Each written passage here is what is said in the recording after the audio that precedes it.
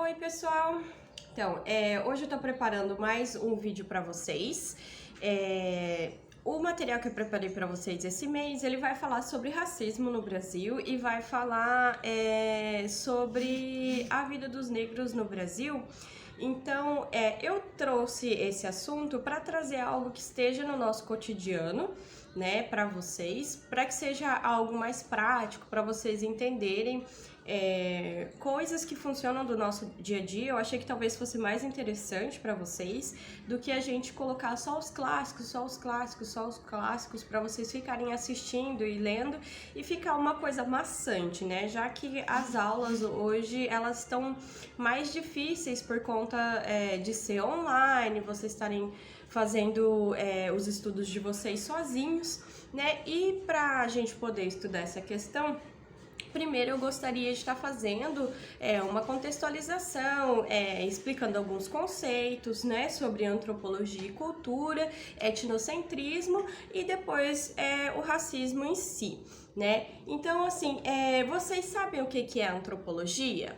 Para a gente falar de antropologia, primeiro a gente tem que lembrar que a antropologia ela faz parte das ciências sociais, junto com a ciência política e com a sociologia, né? Ela é um campo de estudo dentro das ciências sociais. Então, sendo uma ciência, fazendo parte das ciências sociais, ela vai passar por um processo científico para poder adquirir o conhecimento dela, para poder desenvolver esse conhecimento, né? Ele vai descartar o senso comum, ele vai ir além do senso comum e vai fazer esse processo. Lembrando que a gente tem alguns tipos de conhecimento, né? Lembra que é o senso comum, aí a gente tem o teológico, o mítico, tem o filosófico e aí a gente tem o conhecimento científico, né? Os primeiros cientistas sociais, eles acreditavam que eles poderiam realizar uma análise social da mesma forma em que se procede uma análise sobre fenômenos físicos, né? Entretanto, a gente sabe hoje que não é dessa forma que funciona, porque as relações humanas, elas são bem mais complicadas e são sempre diferentes, né? Algo nunca vai acontecer de novo da mesma forma que aconteceu há 10 segundos atrás, tá? Então, assim, nas relações humanas, a gente não consegue fazer uma experiência, por exemplo, de repetir algum experimento, porque é muito subjetivo, né? A gente já vai ter ideia de como proceder e já vai ter isso na nossa mente, e nós nunca somos a mesma pessoa que a gente era há 10 minutos atrás, há 10 segundos atrás. Então a gente é sempre uma pessoa diferente, a gente está sempre se renovando e através do nosso pensamento, do nosso conhecimento, do nosso desenvolvimento teleológico, que é a nossa capacidade de pensamento, a gente vai estar sempre diferente, a gente já não é mais o que a gente era 10 segundos atrás. Para ficar mais claro, eu vou utilizar um exemplo. Você chama um amigo seu para ir assistir um filme na sua casa que vocês nunca assistiram. Vocês assistem esse filme juntos e você tem a sua experiência.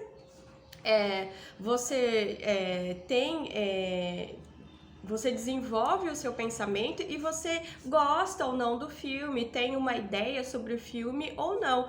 Seu colega que está assistindo com você não necessariamente vai ter tido a mesma experiência que você. Você pode ter gostado desse filme e ele pode não ter gostado, baseado nas experiências de vidas que vocês tiveram já até o momento. Então são duas experiências diferentes, mesmo que vocês estejam no mesmo lugar, assistindo o mesmo filme, ao mesmo momento, e que seja a primeira vez que ambos estejam assistindo esse filme. Então vai ser uma experiência diferente para vocês dois. E veja que você não consegue reproduzir esse experimento, porque se no dia seguinte você sozinho, que seja com seu colega ou não, pegar esse filme de novo para assistir, você não vai ter a mesma experiência, porque você já assistiu esse filme antes, então você nunca mais vai ter a experiência de estar assistindo ele novamente, compreende? Então, assim, as nossas relações, elas são muito mais complicadas do que algo que acontece na natureza, uma lei da natureza, por exemplo, uma lei física, beleza? Consegue ver a diferença? Como a gente não consegue utilizar os mesmos critérios que a gente teria para desenvolver um pensamento científico, um experimento científico, do que desenvolver um pensamento ou um experimento social? Tá vendo a diferença? Aí, então, a antropologia, ela vai surgir para quê? Ela vai surgir para compreender como que a gente pode ter vidas tão diferentes, tá? Mesmo a gente sendo igual, mesmo a gente sendo humano. Então, ela serve para quê? Ela serve para entender, por exemplo, como a vida de um jovem, um adulto Yanomami, por exemplo, lá numa aldeia na Amazônia, que vive aqui entre o Brasil e a Venezuela, por exemplo, tem uma vida tão diferente de você, que levanta todo dia, vai trabalhar e depois estuda, tem seus deveres dentro de casa, e a forma com que a gente convive um com os outros é diferente da forma que eles convivem entre eles, né?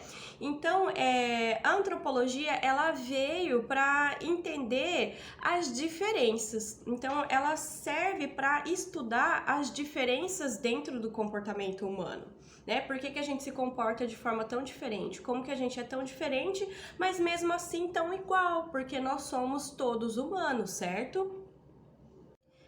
Então, gente, a antropologia, inicialmente, ela vem para estudar as sociedades que eram consideradas primitivas. Hoje a gente já não tem mais essa ideia dentro da antropologia, a gente não usa mais esse conceito primitivo, tá? Dentro da antropologia, mas ela veio para isso. Com a expansão marítima lá no século XIV, né? Os europeus, os ocidentais, eles começaram a viajar e começaram a conhecer povos diferentes dos dele, né? Diferente deles mesmo, o que fez com que fosse necessário que criasse uma ciência que fosse capaz de entender essas diferenças, tá? Então, inicialmente ele começou dessa forma, então era para se estudar essas diferenças, mas hoje a gente tem também o que a gente chama de antropologia urbana. A gente estuda a gente mesmo, a gente estuda a cultura dentro da nossa sociedade. Então ele não serve para estudar somente essas grandes diferenças, mas as diferenças também dentro da sociedade ocidental e as sociedades orientais também, né? Então são grandes diferenças, pequenas diferenças culturais que a gente vem a entender com a antropologia, tá? Então, e o que é cultura? Tá? No entendimento do senso comum, o conceito de cultura ele é tido como um gosto cultural refinado, erudito, que vai determinar que uma pessoa pertence a um patamar ou não, é uma questão de hierarquização, né? Com certeza vocês já ouviram alguém falar: ai, fulano não tem cultura, funk não é cultura. Gente, tudo isso é cultura, né? Existem as formas eruditas de cultura e existem as formas populares de cultura, né? Mas tudo isso é cultura, né? Então, essa associação, ela se deu por conta da semelhança da palavra culture, né, que quer dizer altas formas de manifestação artística. Veja, né, altas formas de manifestação artística com a questão cultural, como se só tem cultura aquele que é rico, aquele que tem autoconhecimento, né? Então tem-se essa ideia no senso comum meio que perpetuada de que a cultura é uma coisa para pessoas ricas, pessoas intelectuais, pessoas que tiveram mais chances na vida, né? Mas a cultura, ela não é somente gosto, né? A cultura, ela vai muito além disso, né? Então, existem centenas de conceituações para o termo cultura e ainda não existe um consenso, não existe assim uma definição correta e mais apropriada do que é cultura, né? Então a gente tem vários autores, a gente tem vários antropólogos que vão definir cultura à maneira deles, da forma como eles acreditam que a cultura deva ser estudada, né? Eu, por exemplo, eu acredito que qualquer ato do ser humano, ele seja um ato cultural, né? Porque ele está demonstrando todo o background, tudo que essa pessoa ela tem por detrás, tudo que ela aprendeu pela família, através da religião, através de todas essas instituições no qual a gente está inserido, e a gente tem uma forma de tá demonstrando isso. E aqui no Brasil, por exemplo, é uma forma muito diferente para cada lugar. Se você for lá no sul, lá no Rio Grande do Sul, existe uma forma de se viver, uma forma de fazer as coisas todos os dias, né? Existe um palavreado diferente, vai ter as danças e as vestimentas que são apropriadas e elas são originárias desse lugar, né, lá do sul, que tem que recebeu influência de outros lugares também, óbvio, né? E lá no Nordeste, por exemplo, a gente tem outras formas de cultura, a gente tem outros ritmos musicais, outras formas de falar, um sotaque diferente, as roupas são diferentes, as festas são diferentes. Entenda que cada região ela vai ter sua manifestação cultural diferente. Então, cada povo, cada sociedade, cada comunidade, ele vai manifestar a sua cultura conforme o seu conhecimento, conforme seus antepassados, conforme essa vivência que a gente vai adquirindo todos os dias, né? E coisas que a gente passa de geração em geração e coisas novas também que a gente vai adquirir de outros lugares. Hoje a gente consegue adquirir esses conhecimentos culturais, assim, de formas muito mais rápidas do que antigamente, porque hoje a gente tem aí internet. Veja, você está assistindo a sua aula pela internet, né? Então, hoje a gente tem a internet, que é uma forma super rápida, né? Em segundos você está conectado com uma pessoa do outro lado do mundo, por exemplo. Aí a gente assiste televisão, a gente assiste filme. Muitos desses filmes, eles vêm lá dos Estados Unidos, por exemplo, e eles tocam a gente de certa forma. A gente tem uma indústria cultural, uma indústria de filmes francês, por exemplo, fortíssimo, né? Séries alemãs que estão fazendo muito sucesso na televisão com os jovens hoje em dia, né? E a gente também exporta a nossa cultura. Muitos países compram as nossas telenovelas que vocês assistem regularmente, todos os dias, que os pais de vocês assistem. Então, assim, a cultura hoje em dia ela é muito intercambiável, né? E de uma forma muito rápida. E aí, gente, para explicar melhor essa questão de conceituação de cultura, eu trouxe 6 autores para falar qual que são os conceitos deles de cultura, para vocês verem como varia de autor para autor e nenhum deles está errado, tá? Então, o Franz Boas. Totalidade de reações e atividades mentais que caracterizam o comportamento dos indivíduos que compõem um grupo social. Essa é a definição do Boas. Malinowski. O todo global consiste de implementos e bens de consumo, de cartas constitucionais para vários agrupamentos sociais, de ideias e ofícios humanos, de crenças e costumes.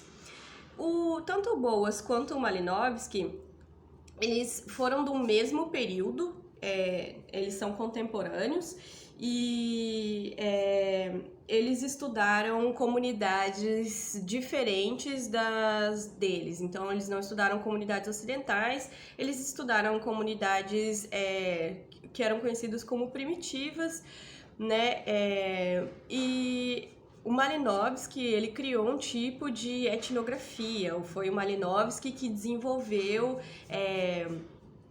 o passo a passo de como você escrever uma etnografia, escrever um trabalho antropológico a partir da observação e da participação dentro dessa comunidade, beleza? Então ele foi um cara bastante importante, né? Depois descobriu-se outras coisas do Malinowski, viu que não era tudo aquilo mesmo que ele escrevia uma coisa, na verdade fazia outra, mas ele foi muito importante para o desenvolvimento da antropologia e da etnografia em geral. Depois a gente vai ter o Levi-Strauss. Todo mundo já deve ter ouvido falar do Levi-Strauss, ele é contemporâneo, de certa forma, a gente. Ele foi muito conhecido, ele veio para o Brasil durante um tempo, né? E o conceito dele vai ser conjunto de sistemas simbólicos, entre os quais se incluem a linguagem, as regras matrimoniais, a arte, a ciência e religião. Estes sistemas se relacionam e influenciam a realidade social e física de diferentes sociedades, tá? Depois a gente vai ter o Geertz, o Clifford Geertz. Ele vai dizer que a cultura deve ser vista como um conjunto de mecanismos de controle, planos, receitas, regras, instituições para governar o comportamento. O Geertz também é contemporâneo a gente, de certa forma, né? E claro, eu não poderia deixar de comentar das mulheres antropólogas, porque meninas, nós não ficamos atrás. Tá certo que os homens eles têm uma certa liderança por conta do machismo e do patriarcado, mas a gente tá aqui também. Então eu vou falar sobre as mulheres antropólogas. Então a gente tem a Margaret Mead, tá? E ela vai dizer, estudou a influência da cultura na formação da personalidade e concluiu que as diferenças de personalidade não estão vinculadas a fatores biológicos, como o sexo, mas a maneira como cada sociedade define a educação das crianças. Tá? Havia essa questão de achar que a personalidade das pessoas ela se diferenciava se você nascia homem ou se você nascia mulher por um fator biológico. Hoje a gente sabe que isso não tem nada a ver, né? E ela foi uma das pessoas das antropólogas que estudou essa questão da diferença entre os sexos, tá? O trabalho dela foi super importante, foi um trabalho super legal, foi pioneiro, né, num campo dominado por homens. A gente sabe que hoje existem ainda muito mais cientistas homens, né, muito mais cientistas do sexo masculino do que cientistas do sexo feminino. A gente sabe que isso é por conta da forma com que se deu a nossa sociedade, uma sociedade patriarcal, como eu falei, né, mas ela vai ser aí uma das pioneiras nessa questão. E ela vai fazer esse estudo sobre diferença entre sexos e vai dizer que não, o sexo biológico não tem nada a ver com a nossa personalidade, tá? E a gente vai ter a Ruth Bennett, tá? Elas são contemporâneas e o que a Ruth Bennett ela vai descrever é que a cultura tem um padrão cultural coerente em si mesmo. E nas pesquisas dela, ela identifica dois padrões culturais extremos, que é o apolítico, representado por indivíduos tranquilos, solitários, respeitadores e comedidos nas expressões dos seus sentimentos, e o dionisíaco, tá? Que reunia os ambiciosos, agressivos, individualistas com uma tendência ao exagero afetivo. Né? Para ela ainda haveria dois tipos intermediários que mesclariam as características dos dois tipos extremos, tá? Ruth Bennett também foi bastante importante, né? Ela é estadunidense, ela escreveu O Crisântemo e a Espada, que foi um dos primeiros escritos assim que vai discutir a sociedade japonesa. Foi um livro encomendado pelo governo dos Estados Unidos durante o período de guerra contra o Japão, a Alemanha e a Itália, né, durante a Segunda Guerra. Esse livro ele foi encomendado com a intenção de saber se os pontos fracos do povo japonês, né, nesse momento de guerra entre essas duas nações, né. Mas é um livro muito bom. Eu gostei bastante de ter lido ele durante a faculdade. É um livro bastante esclarecedor e é realmente muito bom. Então, assim, a gente não tem só homens. Hoje em dia, contemporaneamente, a gente tem muito mais mulheres trabalhando dentro das ciências sociais, né? Tanto com os pensamentos, como cientistas políticos, como sociólogas e muitas antropólogas também, né? Grandes antropólogas são mulheres, né? E eu trouxe esses autores para a gente ver como o conceito vai variar de antropólogo para antropólogo e vai variar também conforme os métodos e que cada um deles criou, né, para estar estudando a sociedade, para estar estudando os quesitos culturais de cada sociedade, tá?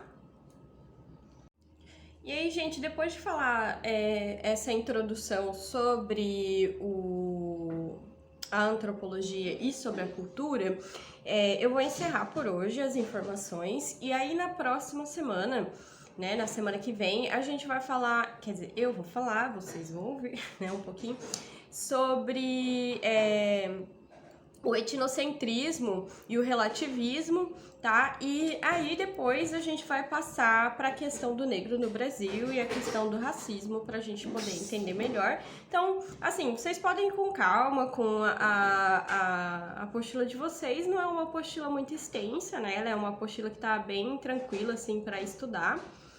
E aí seria isso. Eu espero que tenha sido de alguma forma esclarecedor. Eu espero que tenha sido ok para entender, que tenha dado pra gente, para vocês compreenderem um pouco essas questões. Essa questão da antropologia que eu comentei com vocês, do trabalho da Ruth Bennett, ela ter sido encomendado pelo o governo dos Estados Unidos, né? Então, serve também para a gente refletir como as ciências sociais, como o trabalho do sociólogo, do antropólogo, do cientista político, ele também pode ser usado nessas situações, ele também pode ser usado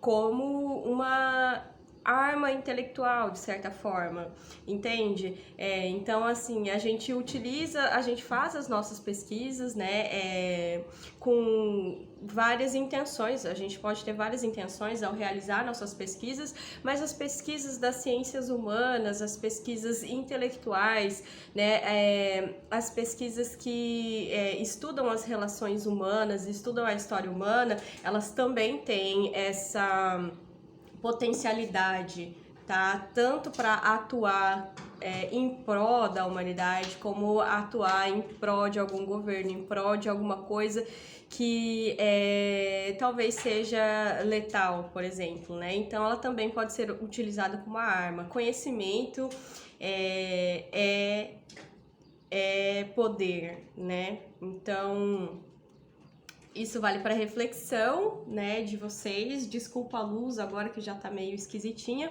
mas hoje seria isso. Eu não quero alongar muito mais para não ficar tão cansativo também, beleza? Então aí semana que vem a gente continua. Qualquer dúvida vocês podem me perguntar, eu tô à disposição de vocês, tá?